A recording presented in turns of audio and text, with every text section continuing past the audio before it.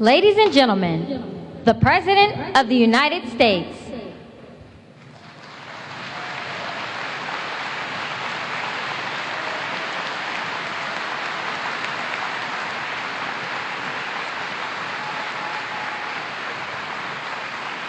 Good afternoon, everyone. Thank you, thank you, thank you. Friends, partners, Speaker Pelosi, members of Congress who've traveled here to represent the United States, and fellow leaders. It's an honor to once again participate in this critical summit. And I'd like to thank our host, President Sisi, for bringing us together at this pivotal moment. Thank you, Mr. President.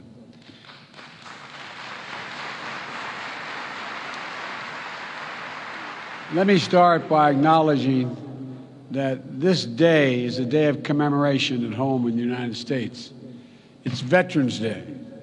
America's veterans and their families, survivors and caregivers, are the very spine and soul of the United States.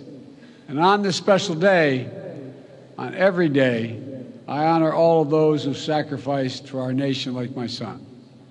I want to thank one proud American veteran, a lifelong public servant, a dear friend, and literally one of the most decorated men to fight, Special Envoy for Climate, John Kerry. John,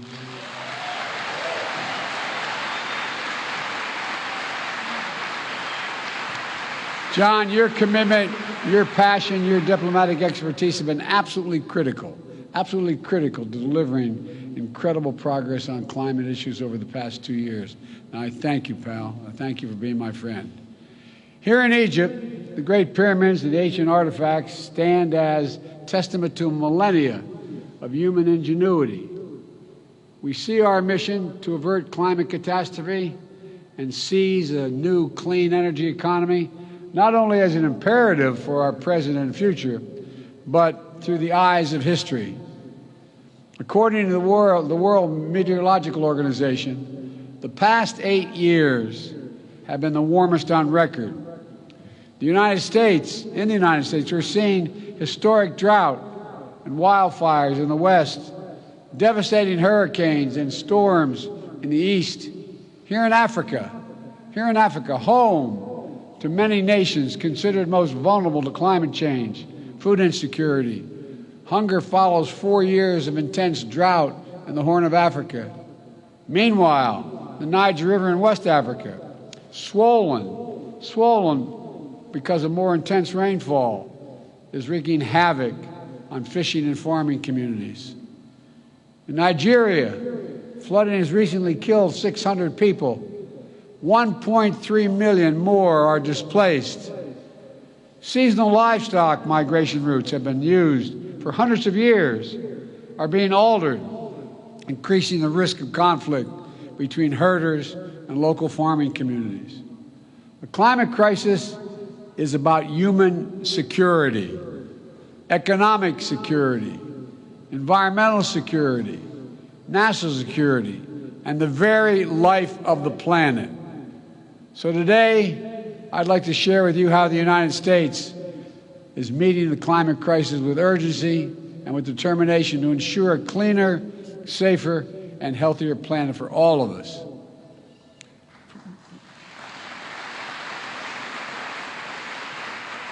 From my first days in office, my administration has led with a bold agenda to address the climate crisis and increase energy security at home and around the world.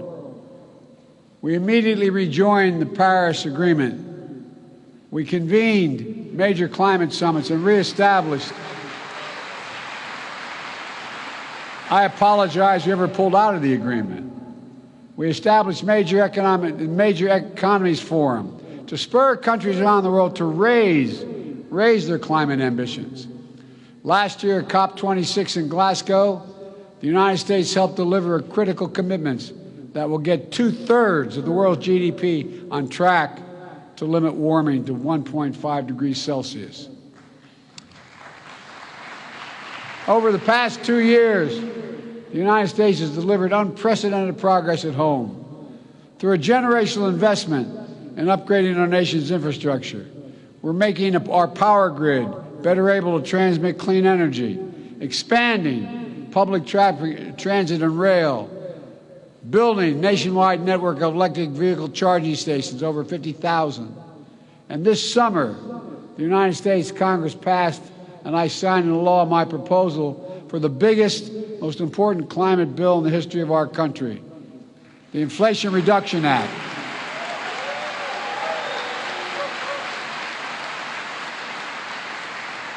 It includes less than I asked for, but a significant amount, $368 billion to support clean electricity, everything from offshore wind to distributed solar, zero emissions vehicles and sustainable aviation fuels, more efficient electrified buildings, cleaner industrial processes and manufacturing, climate-smart agriculture and forestry, and more. Look, our Department of Energy estimates that the new law will reduce emissions in the United States by about 1 billion tons in 2030, while unleashing a new era of clean energy-powered economic growth. Our investments in technology, from electric batteries to hydrogen, are going to spark a cycle of innovation that will reduce the cost and improve the performance of clean energy technology that will be available to nations worldwide, not just the United States. We're going to help make the transition to a low-carbon future more affordable for everyone, accelerate decarbonation beyond our borders. In fact, the International Energy Agency recently concluded that our significant climate investment will, quote, help turbocharge the emerging global clean energy economy. I was reading their quote, sorry. It's going to shift the paradigm for the United States and the entire world. We also ratified the Kigali Amendment to rally the world in phasing down the production and consumption of HFCs, greenhouse gases, that are thousands of times more damaging than carbon dioxide. And just yesterday, the United States became the first government to require that our major federal suppliers disclose their emissions and climate risk and set targets for themselves that are aligned with the Paris Agreement.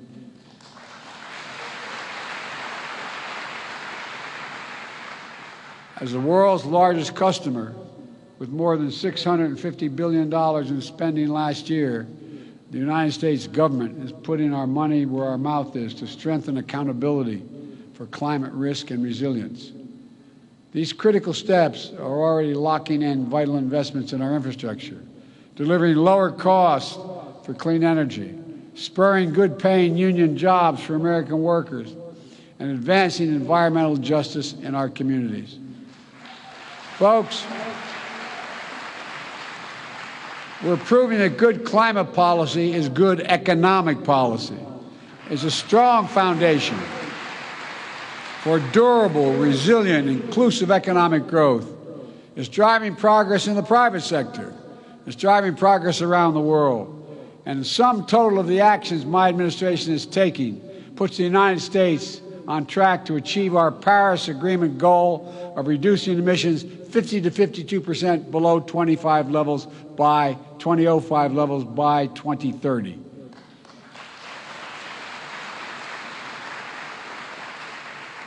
Let me just take a moment to emphasize how meaningful it is that I can say that. I introduced the first piece of climate legislation in the United States Senate way back in 1986, 36 years ago. My commitment to this issue has been unwavering. Today, finally, thanks to the actions we've taken, I can stand here as President of the United States of America and say with confidence, the United States of America will meet our emissions targets by 2030.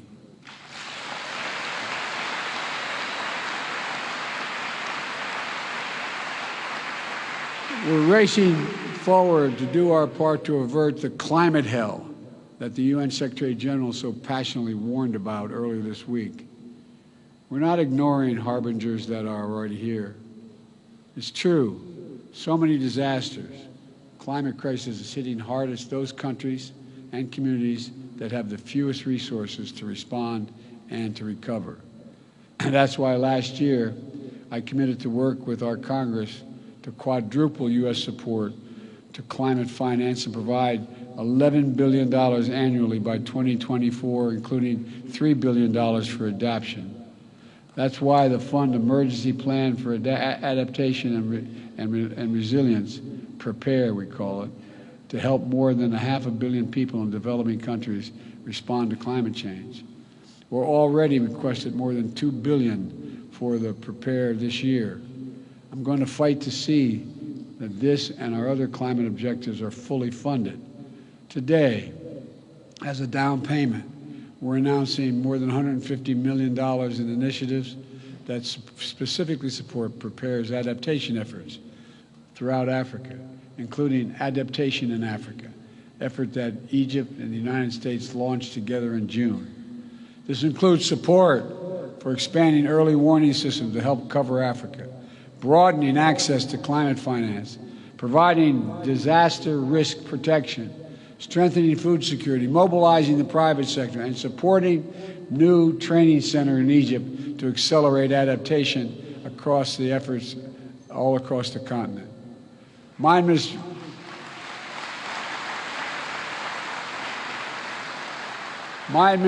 has also made the United States the first ever contributor to the Adaptation Fund last year, and this year we're doubling our pledge to bringing our total commitment to $100 million.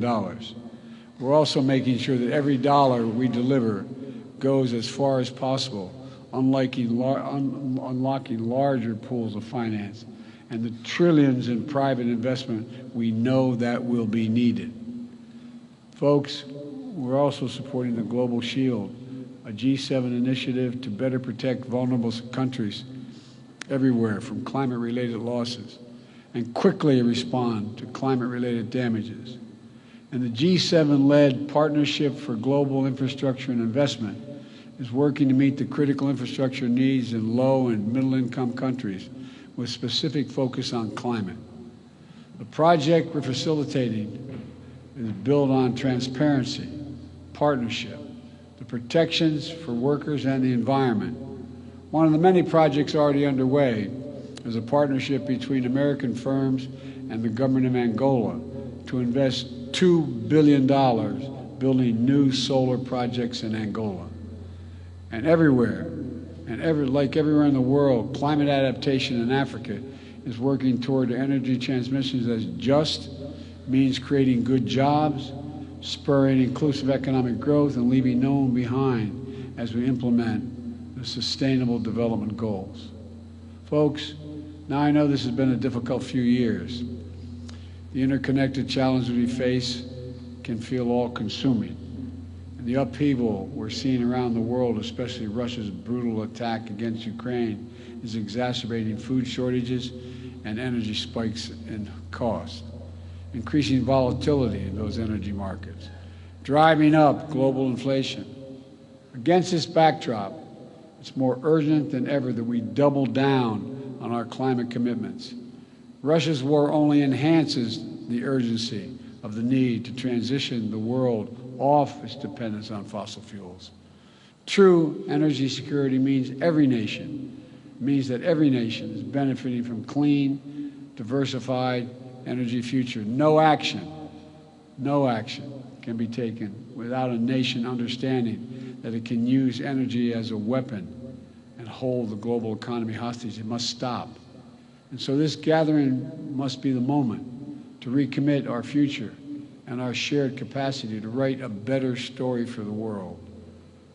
Let's build on our global climate progress, raising both our ambitions and the speed of our efforts. The science is devastatingly clear. We have to make vital progress by the end of this decade. And that's why the United States is rallying the world around climate game changers. I launched one such game changer last year in the European Commission President von der Leyen, the Global Methane Pledge. We started it with the EU and 8 other countries. In Glasgow, it grew to more than 100 countries. Now more than 130 countries have signed on to covering more than half of the global methane emissions. Methane is 80 times more potent than carbon, and it accounts for nearly half of the net warming we're experiencing now. So cutting methane by at least 30% by 2030 can be our best chance to keep within reach of 1.5 degrees Celsius target.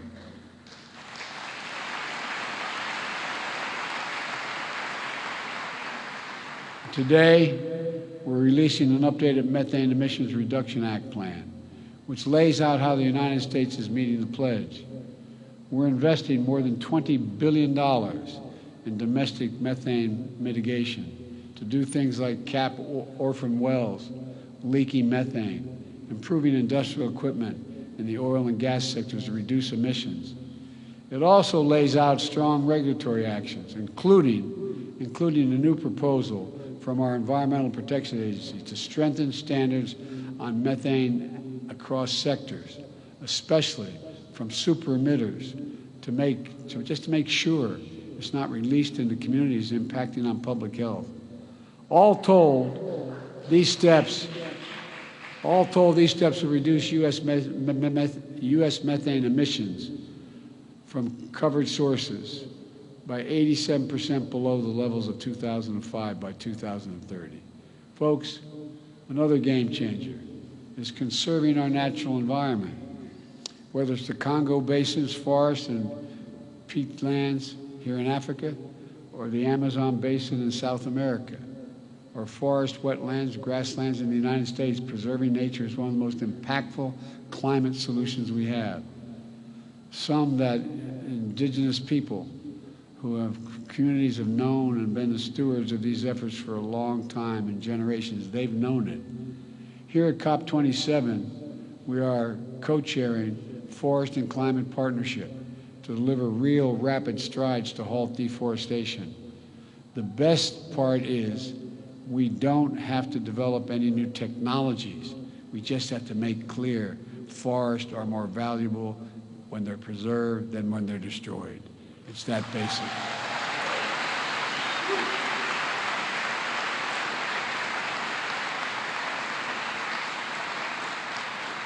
And those who are able should be chipping in to help those countries, in fact, preserve those great forests. We're bringing together partners across the public and private sector and philanthropic sectors to put the healthy ecosystem at the heart of healthy economies. This is it's going to take all of us. It's going to take all of us.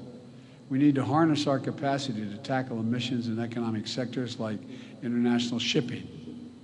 If the shipping sector were a standalone economy, it would rank as the 10th largest emitter in the world. So together with Norway, the United States has launched the Green Shipping Challenge. During this COP, we've seen dozens of commitments from governments as well as ports and private companies to facilitate green shipping corridors and align the sector with the 1.5 degree goal. If we can accelerate actions on these game changers, we can reach our goal. We can keep it within reach as well. But to permanently bend the emissions curve, every nation needs to step up. At this gathering, we must renew and raise our climate ambitions. The United States is acting. Everyone has to act. It's a duty and responsibility of global leadership. Countries that are in a position to help should be supporting developing countries so they can make decisive climate decisions, facilitating their energy transitions, building a path to prosperity and compatible with our climate imperative. If countries can finance coal in developing countries, there's no reason why we can't finance clean energy in developing countries.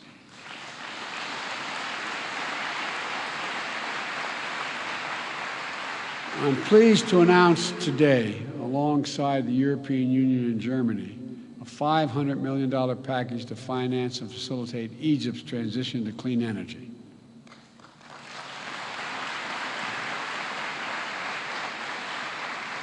This package will enable Egypt to deploy 10 gigawatts of renewable energy by 2030, while bringing offline 5 gigawatts of inefficient gas-powered facilities, reducing emissions in Egypt and and power sector by 10%. Will also work with Egypt to capture nearly 14 billion cubic meters of natural gas, which Egypt currently flares, vents, or leaks from its oil and gas operations. And because of this cooperation, Egypt is elevating its climate ambition and submitting enhanced national determination contributions. If we're going to win this fight, every major emitter nation needs to align with the 1.5 degrees. We can no longer plead ignorance to the consequences of our actions or continue to repeat our mistakes. Everyone has to keep accelerating our efforts throughout this decisive decade. My friends, I came to the presidency determined to make the transformational changes that are needed, that America needs to make, and we have to do for the rest of the world, to overcome decades of opposition and obstacles of progress in this issue alone, to reestablish the United States as a trustworthy, committed global leader on climate. As I stand here before you, we've taken enormous strides to achieve that. But I don't stand here alone. This progress is being driven by young people all across America. Like young people around the world, they feel the urgency of climate, and they feel it deeply. They're committed to these issues. They know the stakes, and that's their world we're creating. This is not to stand by and allow us to fail in this responsibility. We can't. That's why as I look out of all the things that we've accomplished, but so much more to do, I'm optimistic. For all the work that remains to be done, we have to put down significant markers of progress. The United States has taken enduring steps to meet our goals. We're delivering on our promise of leadership, and more of the world is standing with us. Though determined diplomacy is necessary, we're finding consensus, building understanding, and launching new approaches.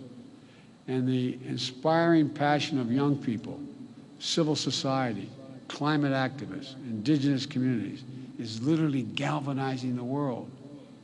Yes, the challenges we face are great, but our capacity is greater than the challenges. We must never doubt that. So let's reach out and take the future in our hands and make the world we wish to see and that we know we need. A planet preserved for generations to come. An economy powered by clean, diversified, secure energy sources. Opportunities unlocked through innovation and cooperation to deliver equitable, more prosperous, more stable, and more just world for our children. That's why we're here. That is what we're working toward. And we can do it together, I am confident. Thank you, thank you, thank you, and may God bless you all.